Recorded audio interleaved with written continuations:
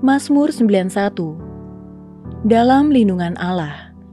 Orang yang duduk dalam lindungan yang maha tinggi dan bermalam dalam naungan yang maha kuasa akan berkata kepada Tuhan, tempat perlindunganku dan kubu pertahananku, Allahku yang kupercayai. Sungguh, dialah yang akan melepaskan engkau dari jerat menangkap burung, dari penyakit sampar yang busuk. Dengan kepaknya, ia akan menudungi engkau, di bawah sayapnya engkau akan berlindung. Kesetiaannya ialah perisai dan pagar tembok. Engkau tak usah takut terhadap kedahsyatan malam, terhadap panah yang terbang di waktu siang, terhadap penyakit sampar yang berjalan di dalam gelap, terhadap penyakit menular yang mengamuk di waktu petang. Walau 1.000 orang rebah di sisimu dan 10.000 di sebelah kananmu, tetapi itu tidak akan menimpamu. Engkau hanya menontonnya dengan matamu sendiri dan melihat pembalasan terhadap orang-orang fasik. Sebab Tuhan ialah tempat perlindunganmu, yang maha tinggi telah kau buat tempat perteduhanmu. Malapetaka tidak akan menimpa kamu, dan tulah tidak akan mendekat kepada kemahmu. Sebab malaikat-malaikatnya akan diperintahkannya kepadamu untuk menjaga engkau di segala jalanmu. Mereka akan menatang engkau di atas tangannya, supaya kakimu jangan terantuk kepada batu. Singa dan ular tedung akan kau langkahi, engkau akan menginjak anak singa dan ular naga. Sungguh hatinya melekat kepadaku, maka aku akan meluputkannya, aku akan membentenginya, sebab ia mengenal namaku.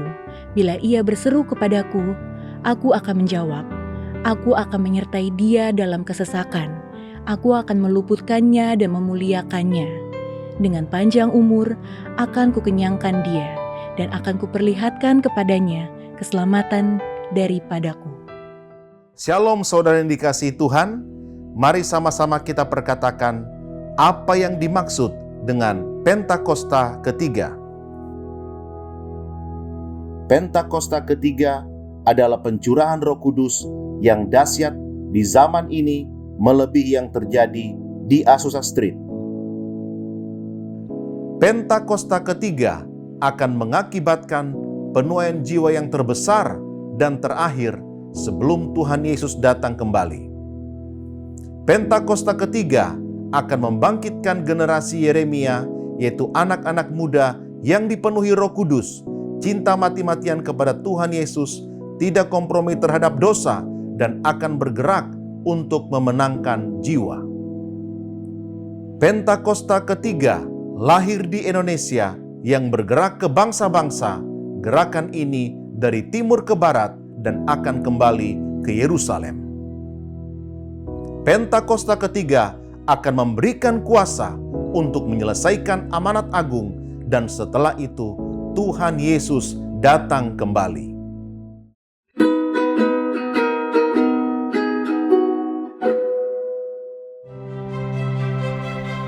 Melalui hidup kita, orang lain dapat semakin mengenal Tuhan atau menjauh dari Tuhan. Karena itu, biarlah setiap tindakan kita, perkataan, serta keputusan kita hendaknya selaras dengan firman Tuhan. Mari kita menjadi dampak bagi lingkungan sekitar, karena kita adalah terang Tuhan. Happy Sunday and God bless you. Shalom GBI Kebon Siri, yang bersuka cita boleh lambaikan tangan, katakan haleluya.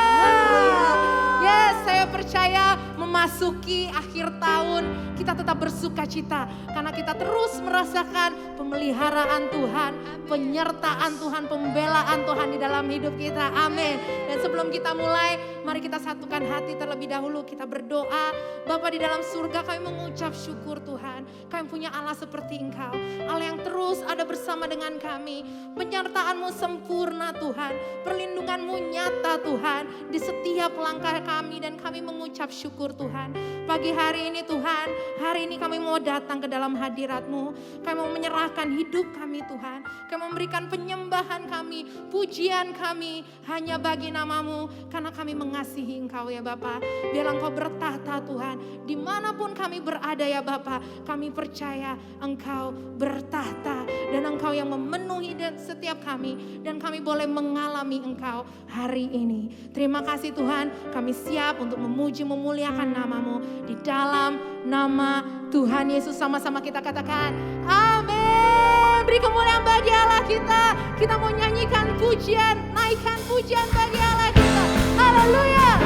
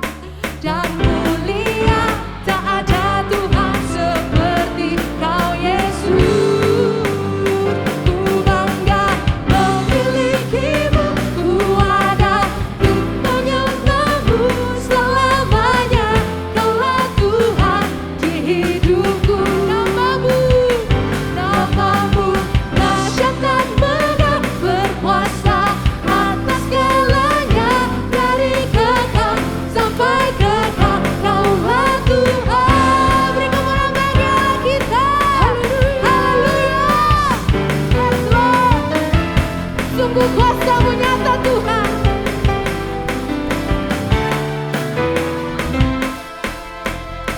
Nyanyikan. Kuasa-Mu nyata dalam ciptaan-Mu.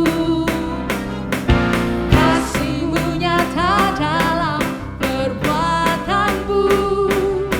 Ajaib dan perkasa besar dan mulia, tak ada Tuhan seperti Kau Yesus. Ku bangga memiliki-Mu, ku ada untuk menyembah-Mu selamanya. Kaulah Tuhan di hidupku. Nama-Mu dahsyat dan megah, berkuasa atas segalanya. Dari kekal sampai kekal, Kaulah Tuhan. Sekali lagi nyatakan, ku bangga memiliki-Mu, ku ada untuk menyembah-Mu selamanya. Kaulah Tuhan di hidupku ya Tuhan. Nama-Mu dahsyat dan megah, berkuasa atas segalanya. Dari kekal sampai kekal, Kaulah Tuhan. Yes Lord. Kami mengucap syukur Tuhan. Kami bangga memiliki Allah seperti Engkau. Hanya Engkau satu-satunya dalam hidup kami yang bersuka cita. Bolehkan tepuk tangan. Haleluya.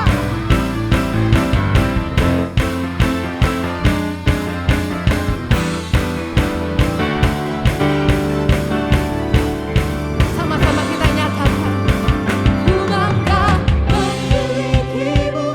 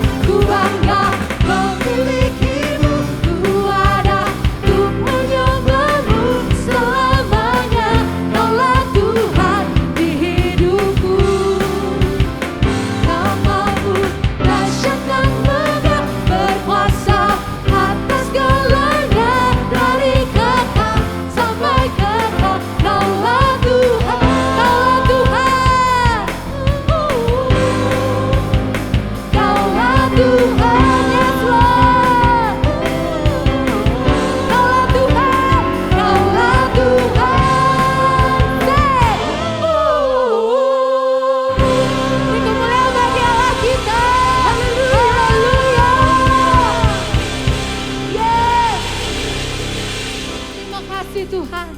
Sungguh kami bangga memiliki Allah seperti Engkau. Tiada Allah seperti Engkau Tuhan. Oh yes Jesus. Terima kasih Tuhan. Kami mengucap syukur. Oh ralabashaka ya ralabaya ralabashanda. Kia ralabashanda ya ralataka ya ralabaya. Kasih-Mu nyata Tuhan. Anugerah-Mu berlimpah bagi kami ya Bapa. Terima kasih Tuhan.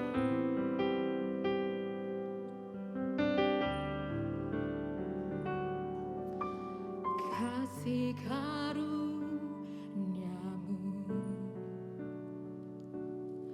yang selamatkan aku. Kasih anugerah-Mu yang menghidupkanku. Kau korbankan hidupmu untuk tebus dosaku. Kau curahkan darah-Mu untuk menghidupkanku. Engkau lebih dari cukup. Engkau lebih dari hidup Tuhan. Engkau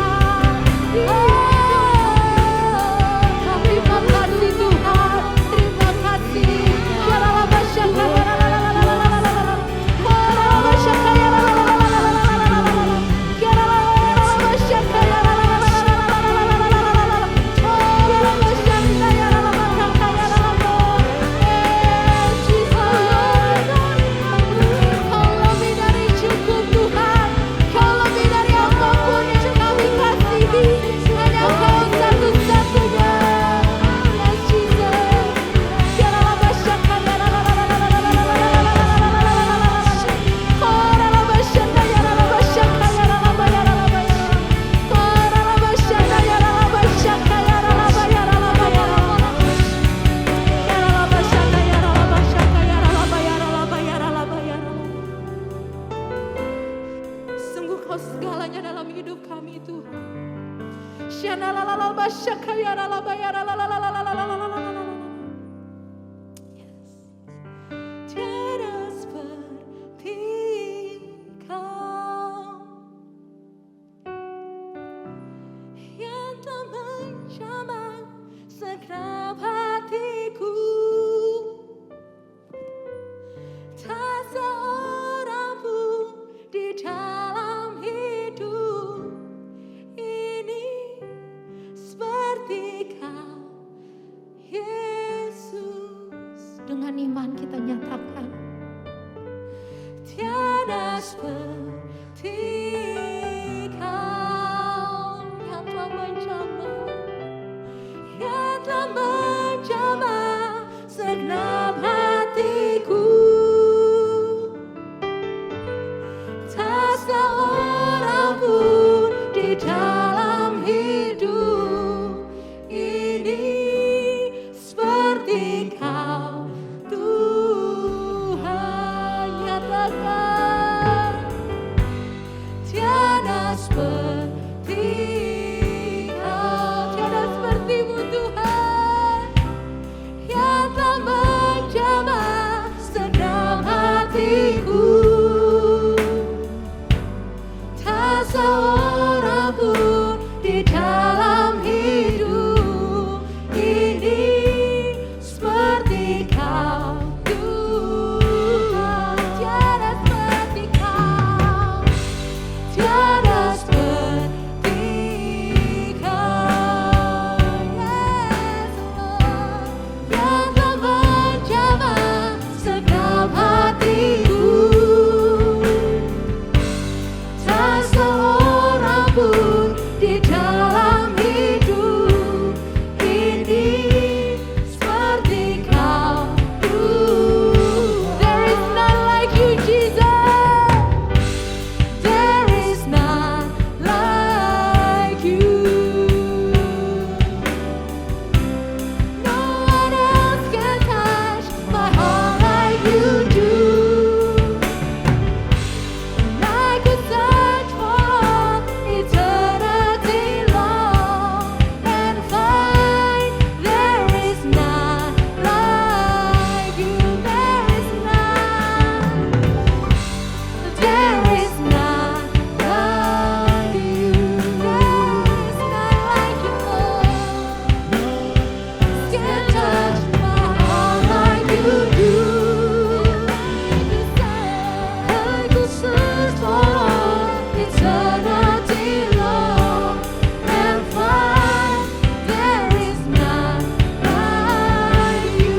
Nyatakan lebih lagi, there is none like You. Sungguh tiada Allah seperti Kau, Tuhan. No one else can touch my heart like You do. And I could search for all eternity long and find there is none like You. And I could search for all eternity long and find there is none like You. And I could search for all eternity long and find there is none like You. Beri kemuliaan bagi Allah kita. Haleluya.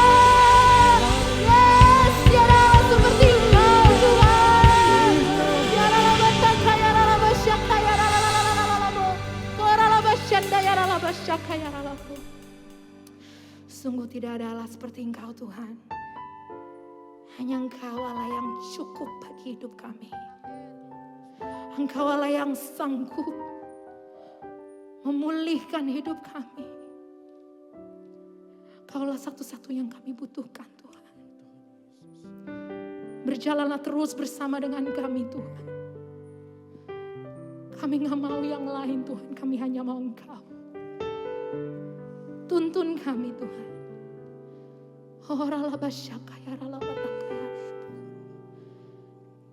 Dan bila hari ini Tuhan, sampaikan apa yang menjadi isi hatimu ya Bapa. Kami mau duduk, mendengar, dan menerima bagian yang terbaik daripadamu ya Bapa. Berbicaralah Tuhan, berbicaralah, kami hamba-Mu siap untuk mendengarkan apa yang menjadi kebenaran firman-Mu. Tuntun kami terus Tuhan, ajar kami di dalam nama Tuhan Yesus. Sama-sama katakan, amin.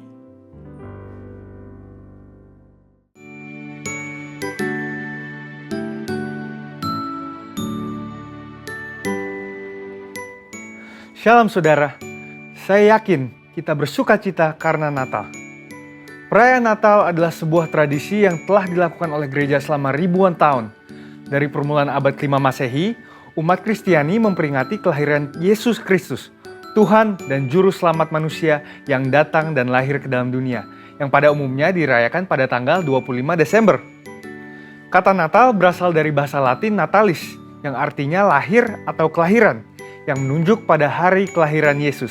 Sementara kata Christmas atau Natal dalam bahasa Inggris berasal dari bahasa Inggris kuno Christus Messe atau Christ's Mass, yang artinya penderitaan Kristus. Ini adalah pandangan yang menjelaskan bahwa Kristus memulai penderitaannya saat dia datang dan lahir sebagai manusia. Semua karena begitu besar kasihnya bagi umat manusia, sehingga dia meninggalkan segala kemuliaan yang dia miliki dan lahir di palungan yang hina. Semua karena kasihnya bagi kita. Natal adalah suatu masa di mana kita ingat lagi akan kasih Tuhan itu. Kasih yang secara luar biasa dipertunjukkan kepada seluruh umat manusia. Pada saat itu dikatakan sejumlah besar bala tentara sorga memuji-muji Allah dengan nyanyian kemuliaan bagi Allah di tempat yang maha tinggi dan damai sejahtera di bumi di antara manusia yang berkenan kepadanya. Sungguh, sebuah sambutan yang layak bagi raja di atas segala raja. Namun ternyata di samping sukacita dan damai sejahtera yang menyertai perayaan kelahiran Tuhan Yesus, ada juga kelompok tertentu yang dengan sinis mengatakan bahwa Natal itu adalah perayaan non-Kristen, yaitu festival Romawi yang bernama Natalis Solis Invicti, atau Hari Kelahiran Matahari yang tak terkalahkan. Ini acara yang diprakarsai oleh Kaisar Romawi yaitu Aurelius pada tahun 274 Masehi. Namun faktanya tidak demikian. Justru ditemukan banyak catatan bapak-bapak gereja tentang perayaan Natal sebelum lahirnya festival matahari. Maka bisa dikatakan bahwa perayaan Natal pada 25 Desember bukanlah upaya kristenisasi dari festival matahari, malah mungkin sebaliknya, bahwa festival matahari adalah upaya romanisasi hari Natal. Kemudian bagaimana dengan tanggal di mana kita harus merayakan Natal? Walaupun 25 Desember paling banyak digunakan oleh gereja-gereja untuk merayakan Natal, gereja-gereja timur seperti Ortodoks, Syria, dan Yunani menetapkan tanggal 6 Januari sebagai hari Natal. Sekalipun ada perbedaan, pada umumnya perayaan Natal dilakukan antara awal bulan Desember hingga Januari. Gereja kita mengambil posisi bahwa perayaan Natal secara esensial tidak keliru. Pandangan yang mengatakan bahwa perayaan Natal adalah hal yang tidak boleh dilakukan karena tidak ada perintah yang tertulis di dalam Alkitab adalah pendapat yang tidak tepat. Jangan sampai kita memaksakan penafsiran yang ayatiah atau literal, sehingga apabila tidak ada ayat pendukungnya, maka dianggap keliru dan tidak boleh dilakukan. Padahal secara esensial justru Alkitabiah. Merayakan, menceritakan, mengingat, dan mewartakan kehidupan Yesus dimulai dari kelahirannya hingga kenaikannya justru adalah hal yang harus dilakukan oleh gereja dalam memuridkan jemaat dan memberitakan Injil Kristus. Perayaan Natal oleh gereja justru selalu menjadi momen yang baik untuk menyegarkan jiwa dan iman umat Tuhan, dan momen untuk menceritakan kasih Tuhan yang luar biasa kepada dunia, bahwa Bapa mengutus anaknya, Kristus Yesus, datang ke dunia menjadi sama dengan manusia untuk menebus manusia dari dosa-dosa mereka. Perayaan Natal artinya memuliakan Allah, Gloria Dei, memberitakan firman Allah, Verbum Dei, dan melaksanakan misi Allah, Missio Dei. Demikian juga mengenai tanggal perayaan Natal, gereja kita tidak memandang perayaan Natal mutlak harus diadakan pada tanggal 25 Desember, selama esensi dari perayaan tersebut adalah untuk memperingati kelahiran dari Tuhan Yesus. Jadi, upaya-upaya untuk mendiskreditkan hari Natal justru adalah upaya-upaya untuk memecah belah umat Kristen dan untuk menghalangi pemberitaan tentang kedatangan Kristus yang pertama kali dan rencana karya keselamatannya. Natal sendiri sekarang sudah menjadi satu season yang dirayakan oleh banyak orang, baik orang percaya maupun tidak percaya.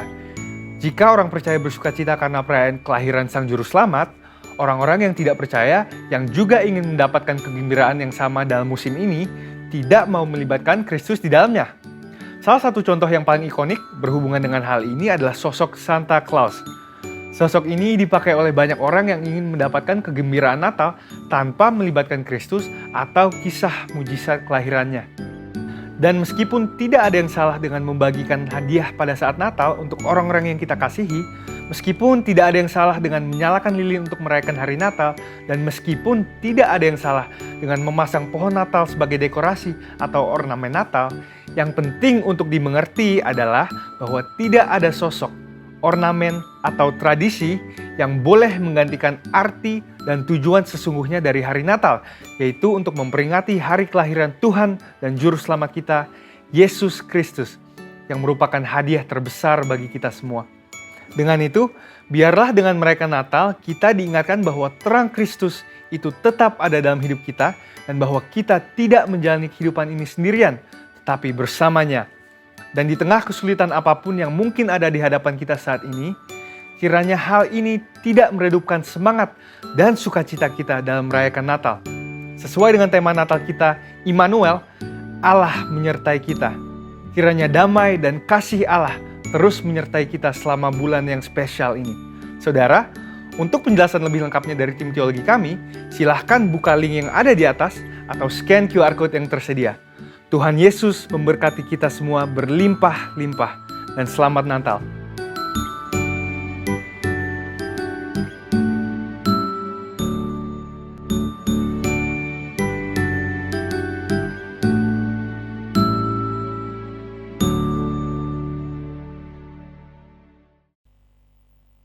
Shalom warga kerajaan yang ada di GBI Kebon Siri. Apa kabar? Puji nama Tuhan. Jumpa lagi lewat siaran online ini. Haleluya.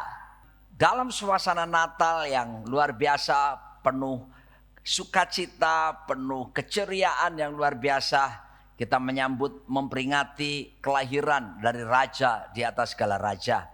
Dan sebelum kita masuk lebih dalam untuk mendengarkan kebenaran firman Tuhan, saya mengajak semua kita untuk berdoa bersama-sama. Kita meminta Roh Kudus menolong untuk bisa memimpin kita, membuat mengerti dan memberi karunia melakukan firman Tuhan dalam hidup setiap kita. Mari kita berdoa. Datanglah kerajaan-Mu dan jadilah kehendak-Mu di bumi ini seperti di sorga. Nyatakan diri-Mu lewat firman-Mu, karena firman-Mu ya dan amin. Firman-Mu itu pelita bagi kaki kami, serta terang bagi jalan kami. Firman-Mu yang bila kami renungkan, akan membuat kami bertindak hati-hati sesuai dengan segala yang tertulis di dalamnya. Sehingga dengan demikian perjalanan kami akan dibuat Tuhan menjadi berhasil. Dibuat Tuhan menjadi beruntung. Kami sungguh percaya langit bumi dan segala kemuliaannya dibangun manusia tidak kekal dan akan segera berlalu. Tapi satu hal yang pasti, perkataan-Mu, firman-Mu tidak mungkin akan berlalu melainkan kekal sampai selama-lamanya. Sebab itu berfirmanlah, kami siap untuk mendengarkannya. Dalam nama di atas segala nama, Raja di atas segala raja, Tuhan kami Yesus Kristus. Amin. Puji nama Tuhan. Nah, saya mesti menjelaskan bahwa sesungguhnya kedatangan Kristus, Dia bukan hanya menyelamatkan manusia supaya terbebas dari dosa. Seperti Yohanes 3 ayat 16 berkata, karena begitu besar kasih Allah akan dunia ini, sehingga dikaruniakan anaknya yang tunggal, supaya barang siapa yang percaya kepadanya tidak binasa, melainkan beroleh hidup yang kekal. Karena begitu Allah cinta dunia, hingga diberikannya anak yang tunggal, supaya yang percaya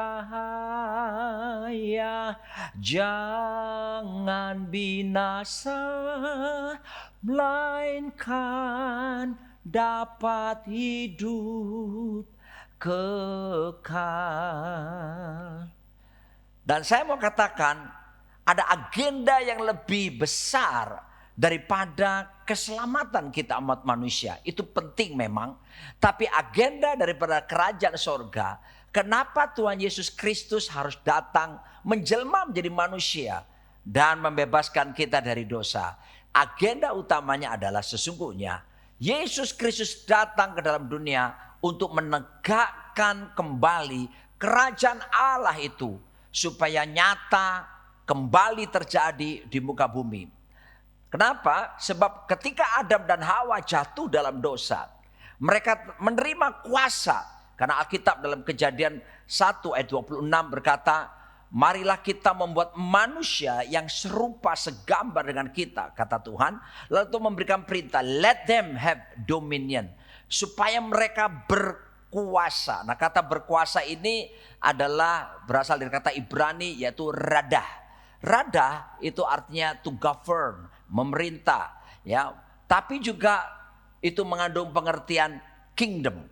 Jadi kata kerajaan pertama muncul adalah Kejadian 1:26. Manusia ditetapkan, diciptakan, diberi kuasa untuk menjadi perwakilan kerajaan sorga di muka bumi ini. Akan tetapi ketika kejatuhan mereka dalam dosa, kuasa kerajaan itu diambil, telah hilang dari Adam dan Hawa. Dan itu berabad-abad lamanya tidak terjadi dalam kehidupan manusia. Dan akhirnya Dewan Musyawarah Sorga menimbang, menetapkan, memutuskan bahwa Yesus Kristus datang sebagai manusia. Untuk apa? Untuk membawa kembali supaya kerajaan sorga itu dinyatakan kembali di muka bumi itu. Jadi Tuhan Yesus tidak datang untuk membuat agama baru. Maaf ya, agama memang baik. Tetapi kedatangan Tuhan Yesus bukan untuk membuat agama baru. Kata agama dalam bahasa Yunaninya adalah religare, kembali kepada ikatan yang lama. Back to the bondage, ya. Saudaraku, agama adalah usaha manusia untuk mencari Tuhan. Itu beda sekali agama dengan kerajaan sorga. Yesus tidak datang untuk membuat agama baru, tapi Yesus datang untuk menegakkan kerajaan Allah supaya nyata kembali di muka bumi ini. Ada beda antara agama dengan kerajaan.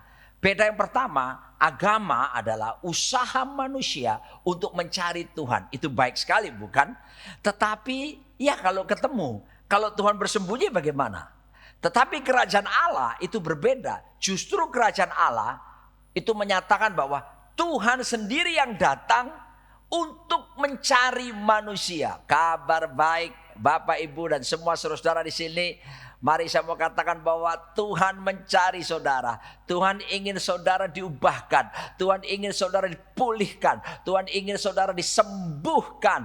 Tuhan ingin saudara berhasil dalam pekerjaan, berhasil dalam rumah tangga, berhasil dalam kehidupan. Itulah kerinduan hati Tuhan. Dia datang mencari manusia. Kalau dia yang mencari, dia pasti mendapatkannya. Kecuali kita menolak dia. Bukankah Yohanes 15 berkata bahwa bukan kamu yang memilih aku, kata Tuhan, tapi aku Tuhan yang memilih kamu. Haleluya. Ada satu lagu lama berkata, kita dipilih dari segala bangsa, ya kita dipilih jadi umatnya.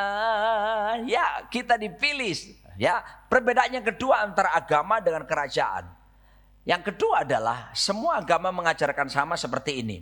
Bahwasanya manusia dibekali, manusia diperlengkapi supaya apa? Supaya nanti kalau mati siap masuk sorga. Bahkan ada yang menyatakan surga karena tersedia 72 bidadari bagi yang laki-laki di sana. Tetapi bagaimana dengan kerajaan Allah? Kerajaan Allah mengajarkan berbeda. Kerajaan Allah mengajarkan justru manusia dibekali, manusia diperlengkapi, bukan supaya kalau mati siap masuk surga, tapi manusia dibekali Untuk apa? Menghadirkan kerajaan sorga itu. Menghadirkan atmosfer kerajaan sorga nyata di dalam kehidupan, nyata di muka bumi ini. Begitu berbeda sekali bukan? Dan apakah itu memungkinkan? Sangat memungkinkan. Karena Yesus datang membawa kerajaannya ke dalam dunia ini. Dan memberikan kepada setiap kita yang percaya kepadanya. Sehingga kita bukan cuma sekedar orang yang disebut beragama Kristen. Tapi ada yang melampaui. Kita disebut sebagai putra putri kerajaan Allah. Wow, kita menjadi warga negara kerajaan sorga. Sekalipun kita masih tinggal di muka bumi ini. Ini suatu hal yang sangat menyenangkan sekali. Sebab ini akan memberikan pengaruh bagaimana kita akan bertindak. Sebab kalau tidak, kita akan berpikir agamawi. Terlalu banyak orang yang mengaku beragama, termasuk beragama Kristen. Itu terjebak dengan apa? Ritual agamawinya, tata cara peribadahannya. Padahal sesungguhnya yang Tuhan inginkan adalah Dia menginginkan supaya kerajaan Allah itu memerintah. Dia Tuhan Raja di atas segala raja. Memerintah secara penuh di dalam hidup setiap kita. Makanya kata kingdom, kata kerajaan berasal dari dua suku kata. King and domain. King adalah raja, domain itu adalah wilayah teritorialnya. Jadi secara sederhana definisi kerajaan Allah adalah pengaruh pemerintahan Kristus ya di dalam kita, di antara kita dan bersama kita. Saya ulangi lagi. Apa itu kerajaan Allah? Kerajaan adalah pengaruh langsung pemerintahan Kristus di dalam kita, di antara kita dan bersama kita. Nah, untuk itulah Yesus datang. Untuk itulah kita memperingatinya sebagai Natal, ya, di mana pemerintahnya Yesus jadi raja, memerintah langsung. Ya, di dalam kita, di antara kita, bersama kita. Bukan cuma suasana kebaktian seperti ini. Bukan cuma untuk urusan hal-hal yang sifatnya rohani. Yesus menjadi raja dalam hidup kita, dalam seluruh aspek hidup kita. Aspek jasmani, aspek sosial, aspek jiwani kita, multidimensional. Itu Dia jadi raja. Sehingga tidak ada umat yang munafik di gereja. Oh haleluya. Begitu keluar gereja, halelupa, bahkan halilintar saudaraku. Tidak hidup dalam kebenaran. Berpikir bahwa urusan-urusan rohani saja yang berhubungan dengan kerajaan Allah. Berpikir bahwa Yesus itu cuma urusan rohani. Sehingga banyak orang meletakkan Yesus dalam kotak kehidupannya. Don't put your God in your box. Jangan tempatkan Tuhanmu di kotak saudara. Dia raja. Dia penguasa langit dan bumi saudaraku. Alkitab berkata langit takhtaku, bumi tumpuan kakiku. Wow. Langit ini tahtanya, bumi ini tumpuan kakinya Tuhan. Saudara bisa bayangkan kalau Tuhan menjejakkan kaki di bumi. Segede apa saudaraku? Ukuran sepatunya gede banget. Bahkan Yesaya mengatakan bahwa siapakah yang mengukur langit hanya dengan jengkal tangannya. Siapa yang mengakar air laut hanya dengan lekuk tangannya. Itulah Tuhan kita, raja di atas segala raja. Dia ukur langit dengan jengkal tangan. Dia menakar air laut hanya dengan lekuk tangannya seperti ini. Bayangkan kalau Tuhan pakai cincin segede apa mata berliannya saudaraku. Kalau dia pakai jam tangan segede apa. Tidak ada pabrik yang sanggup membuatnya. Dia terlalu besar. Dan Dia raja di atas segala raja itu datang menjelma untuk bukan saja menyelamatkan kita, menegakkan kerajaan Allah di muka bumi ini. Makanya saudaraku, khotbah pertama Tuhan Yesus pertama kali tampil di depan orang-orang Yahudi dalam Matius pasal 4 ayat 17. Dia berkata, repent for the kingdom of heaven is at hand. Bertobatlah sebab kerajaan sorga sudah dekat. Khotbah pertama dia bicara soal kerajaan sorga. Kenapa? Misinya yang utama membawa kembali kerajaan sorga, kerajaan Allah nyata di muka bumi ini. Saudaraku dikasih oleh Tuhan, kata pertama dia katakan repent, bertobatlah. Kata bertobat, kata Yunani yang dipakai di situ adalah metanoia. Apa maksudnya? Berubah, change the way of your thinking. Berubah pola pikir ini. Dari pola pikir yang agamawi, yang terjebak dengan ritual-ritual keagamaan, saudaraku. Yang sekedar melakukan perintah-perintah manusia, perintah-perintah organisasi. Tetapi mulai merubah pola pikir yang baru dalam dimensi yang baru, saudaraku. Makanya pertobatan sejati bukan sekedar berhenti melakukan dosa lalu melakukan kebaikan, berhenti melakukan keburukan, melakukan kebenaran. Bertobat dimulai dari perubahan pola pikir kita. Belief system kita mesti dirubah dari yang agamawi, berpikir bahwa oleh karena anugerahnya kita dijadikan anak raja, putra putri kerajaan Allah, dan mulai belajar menyelaraskan semua pikiran kita dengan pikiran Tuhan Yesus Kristus. Rasul Paulus mengajarkan bahwa dalam 2 Korintus 10 ayat 35, aku menawan setiap pikiran dan menaklukkannya di bawah Kristus. Jadi medan peperangan yang terbesar secara rohani itu di mana? Di pikiran setiap kita. Dan jangan lupa, Amsal Sulaiman menjelaskan, saudaraku, apa yang dipikirkan seseorang demikianlah ia. For as a man thinketh in his heart, so is he. Ya, jadi you are what you think. Kamu akan jadi seperti yang kamu pikirkan. Jangan main-main dengan pikiran saudara, ya.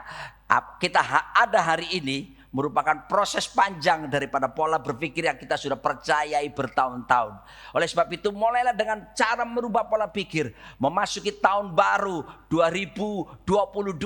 Wow, mari kita mengerti bahwa pola pikir kita harus diselaraskan semua dengan kehendak firman Tuhan. Salah satu yang kuat Alkitab katakan dalam Filipi 4 ayat ke-8 berkata, semua yang benar, semua yang mulia, semua yang adil, semua yang manis, semua yang suci, semua yang sedap didengar, semua yang disebut kebajikan dan patut dipuji, pikirkanlah semuanya itu.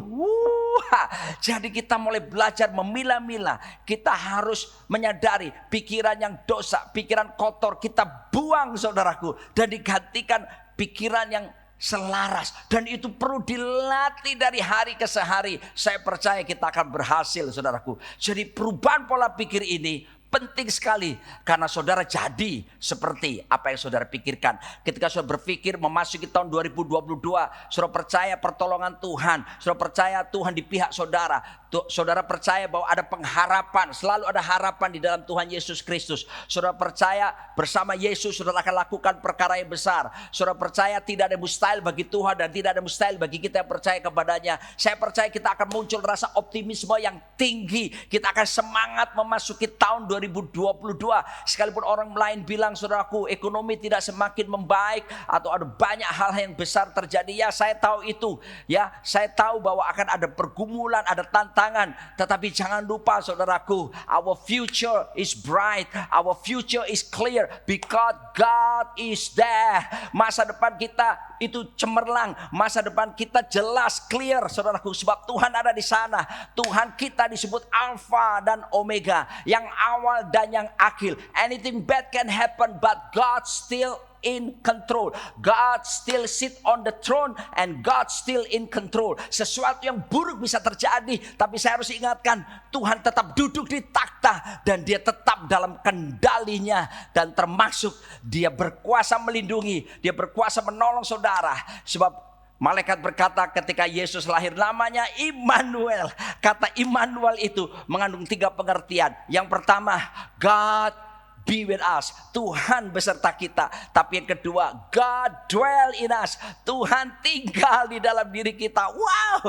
Bahkan Kolose berkata, Christ in you, the hope of glory. Kristus di dalammu, pengharapan akan kemuliaan. Dan arti ketiga daripada Immanuel adalah God for us. If God be for us, who can be against us? Kalau Tuhan di pihak kita, siapa lawan kita? Jangan takut memasuki 2022. Song-song tahun baru dengan penuh keyakinan, saudaraku. Tuhan berjalan di depan kita, meratakan gunung-gunung, menimbun lembah-lembah, mematahkan pintu-pintu tembaga dan palang-palang besi. Mari saya mau katakan, kebenaran Tuhan menjadi barisan depan kita. Kemuliaan Tuhan menjadi barisan belakang kita. Biarlah saudara bergairah mendengar kabar sukacita seperti ini. Dan jangan takut, sebab Tuhan di pihak kita. Siapakah lawan kita? Mari kita mengerti bahwa Tuhan Yesus ingin lewat hidup saudara kerajaan Allah ditegakkan di muka bumi ini. Lalu kemudian dia mengajar lagi tentang bagaimana kalau kita berdoa.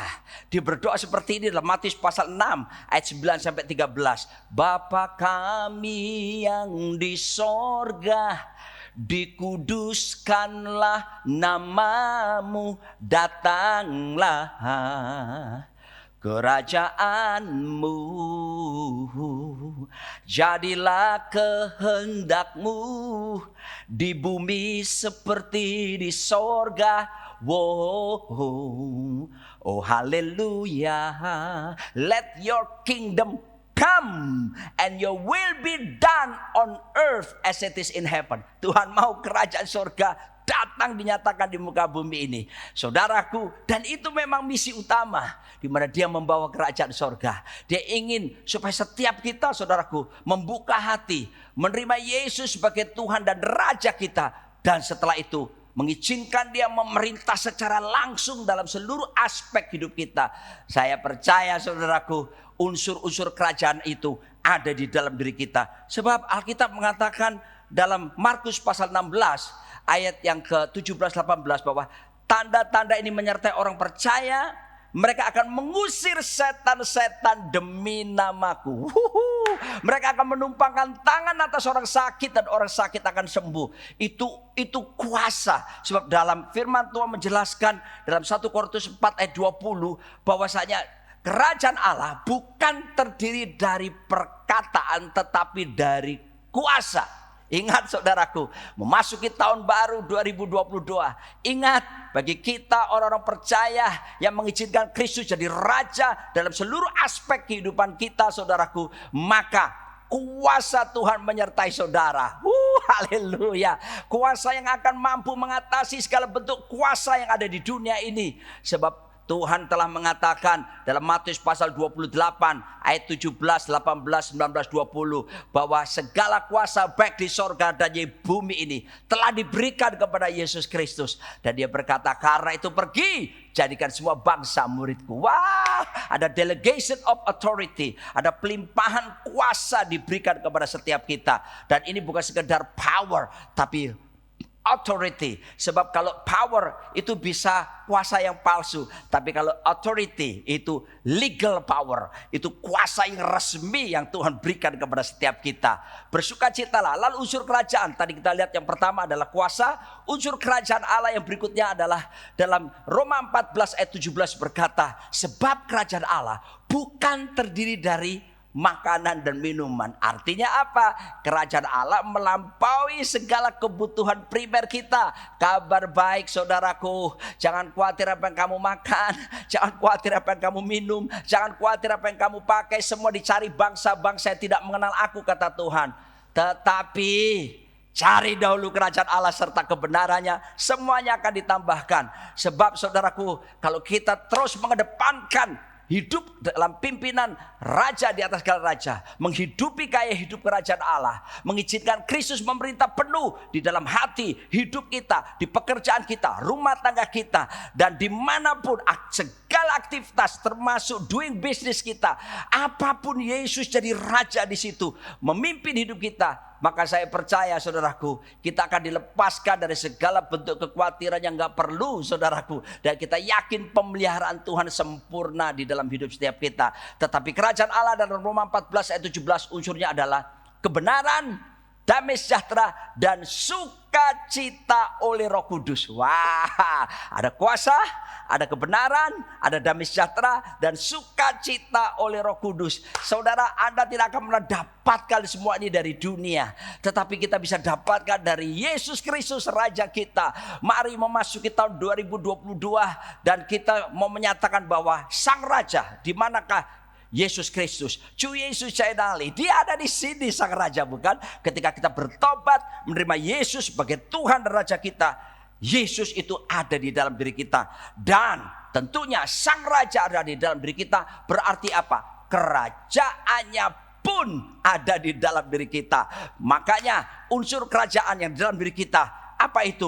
Kuasa, kebenaran, damai sejahtera, sukacita oleh Roh Kudus itu sudah ada di dalam setiap kita. Apa yang harus kita lakukan sekarang? Tugas kita adalah memanifestasikan keluar unsur-unsur kerajaan. Nyatakan kuasa. Makanya jangan takut. Kalau doa orang minta, tolong doakan aku sakit. Doakan saudaraku. Jangan takut. Ntar kalau dia mati gimana? Tenang aja, yang menyembuhkan kan Tuhan Yesus. Tugas kita menyalurkan unsur kerajaan kuasa itu. Tumpangi tangan. Aduh, rumah teman saya banyak setan. Saya disuruh mendoakan mengusir setan. Aduh, saya takut. Kenapa saudara mesti takut? Roh yang di dalam kita lebih besar dari semua roh yang ada di dunia ini. Iman kita mengalahkan dunia ini. Tuhan telah memberikan kuasa. Tanda-tanda ini menyertai setiap orang percaya. Siapa orang percaya? Angkat tangan saudara. Saudara orangnya bukan? Tuhan berkata, mereka mengusir setan-setan di namaku. Ya, menggunakan nama Yesus. Usir aja. Jangan takut mendoakan untuk mengusir setan. Jangan sedikit cari pendeta. Sedikit cari pendeta. Lama-lama gembala saudara bisa mati muda, saudaraku. Gara-gara baru sakit batuk, tolong Pak Pendeta doakan. Baru kemudian ada masalah di rumah, saudaraku. Pak Pendeta tolong anjing saya pendarahan, tolong tumpangi tangan. Aduh, kasihan pendeta tumpang tangan di kepala anjing. Saudaraku, mari saya beritahu padamu ada kuasa.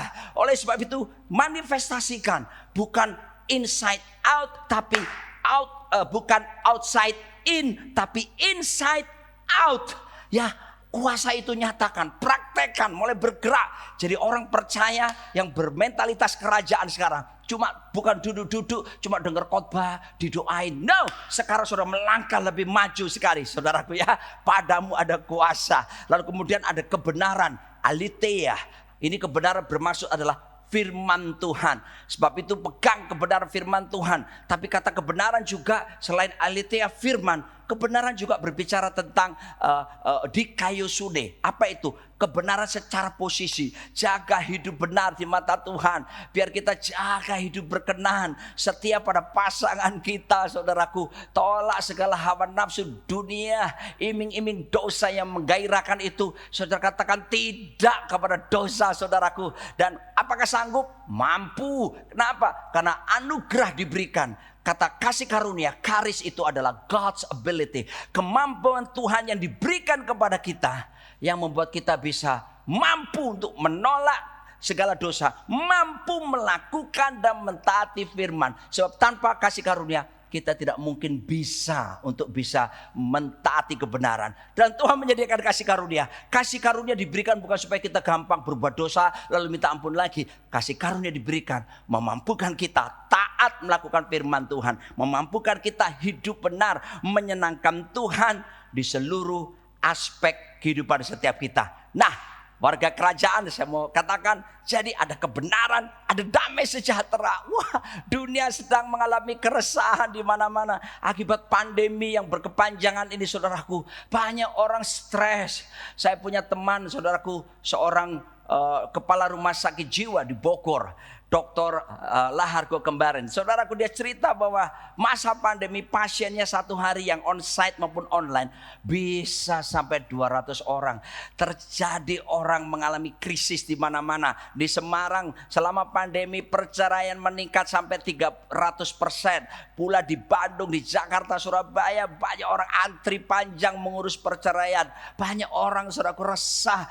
Banyak orang kehilangan damai sejahtera. Tapi ada kabar baik kepada saudaraku. Tuhan Yesus datang untuk membawa pemulihan. Tuhan Yesus datang untuk menegakkan kembali kerajaan Allah. Supaya unsur kerajaan Allah, yaitu salah satunya damai sejahtera nyata dalam hidup setiap kita. Boleh gonjang ganjing, tetapi di dalam hati mengalir aliran air hidup yang mengalir keluar. Dan damai itu tidak bisa dibeli dengan uang, saudaraku. Anda boleh punya uang sebanyak-banyaknya. Anda boleh jadi orang kaya. Anda tidak akan pernah bisa membeli damai. Ada toko damai, Anda beli damai 2 juta, nggak mungkin. Beli damai 10 juta, nggak mungkin. Damai cuma ada di dalam Tuhan Yesus Kristus yang diberikan dengan cuma-cuma kepada setiap kita, sehingga kita bisa mengalami yang berikutnya, unsur kerajaan yang terakhir, sukacita oleh Roh Kudus. Hati yang gembira, adalah obat yang manjur, seperti obat hati yang senang. Wow, ketika sukacita datang, hati hati gembira itu obat yang manjur, bukan? Alkitab bilang begitu. Justru ke dunia kedokteran mengakui, saudaraku, ketika Anda mulai melangkah dalam sukacita, tubuh mengeluarkan hormon positif yang bisa melawan semua racun-racun dalam tubuh kita dan menaikkan stamina kita jadi sehat. Haleluya. Oleh sebab itu, saudaraku, we walk by faith and not by sight nor by feeling. Kita berjalan dengan iman, bukan dengan penglihatan, apalagi perasaan. Sukacita itu yang di dalam diri kita. Ini sudah di sini, saudaraku. Bukan karena kita nonton lawak, kita nonton Cak Lontong yang memang lucu, saudaraku, ya. Akhirnya nonton pertunjukan Cak Lontong, akhirnya kita doyan makan lontong dan akhirnya kayak lontong. Bukan itu maksud saya. Tapi saudaraku, kita sukacita yang datang daripada kita bukan dari luar ke dalam, tapi karena sudah ada di dalam diri kita, sekarang saatnya dimanifestasikan keluar. Di inside out, saudaraku. Berjalan dengan iman. Mulai saudaraku naikkan pujian, naikkan syukur. Mulai saudaraku tertawa. Alkitab berjanji kalau Tuhan pulihkan keadaan Sion, keadaan kita dibuat seperti orang mimpi. Mulut kita penuh dengan tertawa. Tuhan sudah pulihkan kita. Raja di dalam kita, kerajaannya ada dalam diri kita. Rejoice in the Lord. Bersuka di dalam Tuhan. Kenapa? Because the joy of the Lord is your strength. Sukacita dari Tuhan itu kekuatan kita. Mari kita song-song tahun baru 2022 dengan keyakinan penuh, saudaraku, bahwa kerajaan Allah ada di dalam diri kita, raja di dalam diri kita, memerintah dan manifestasikan keluar lewat kehidupan setiap kita. Saya percaya kalau ini kita tegakkan dalam hidup setiap kita, kita selalu percaya masa depan sungguh ada. Masa depan kita gilang gemilang. Saya percaya, saudaraku, pemeliharaan Tuhan tetap sempurna, tetapi Tuhan tetap mau kita punya prioritas. Ingat ya, prioritas.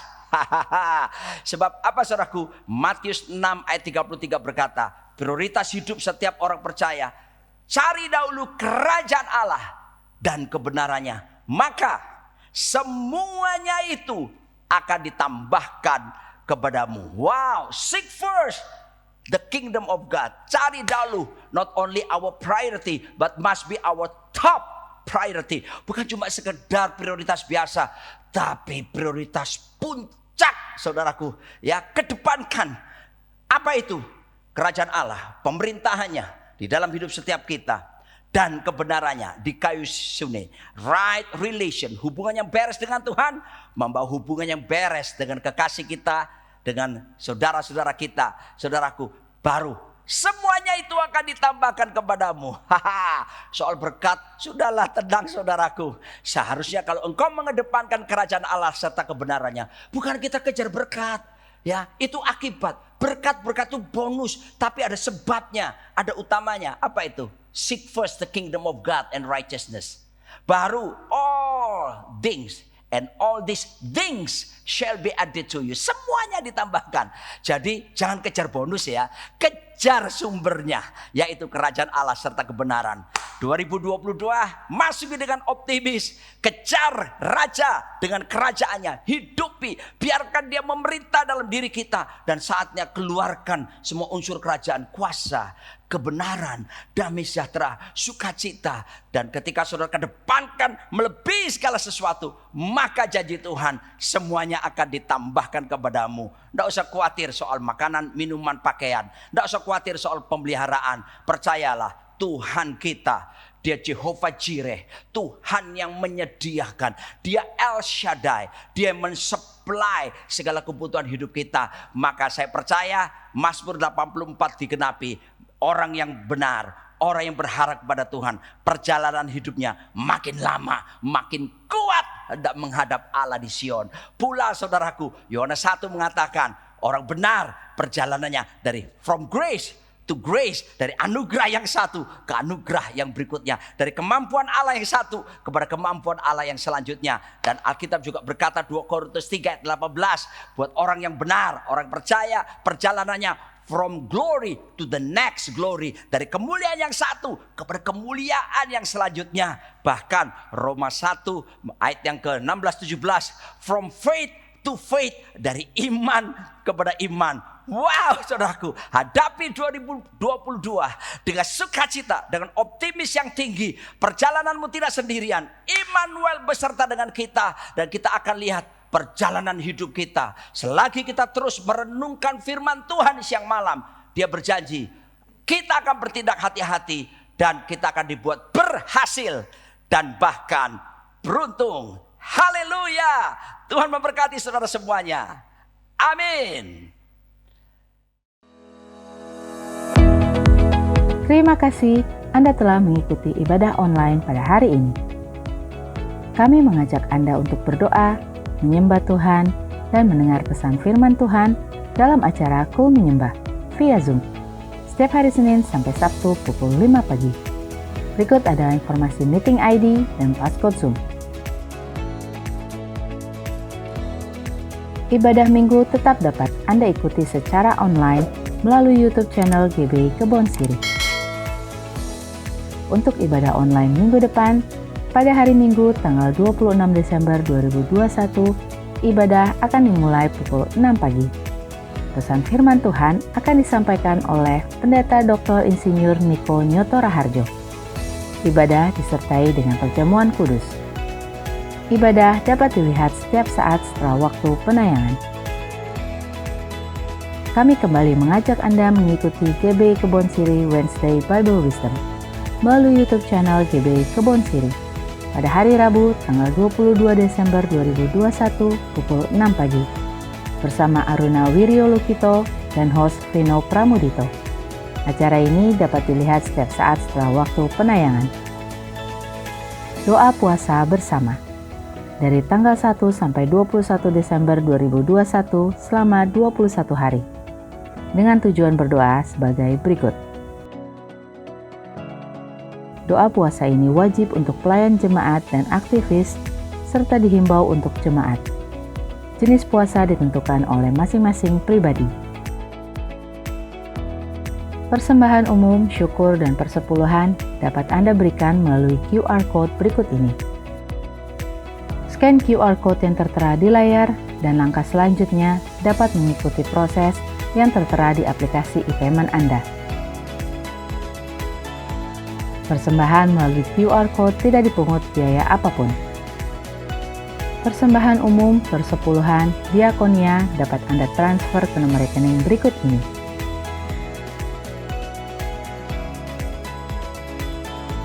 Untuk pelayanan baptisan dapat mendaftarkan diri di nomor berikut ini.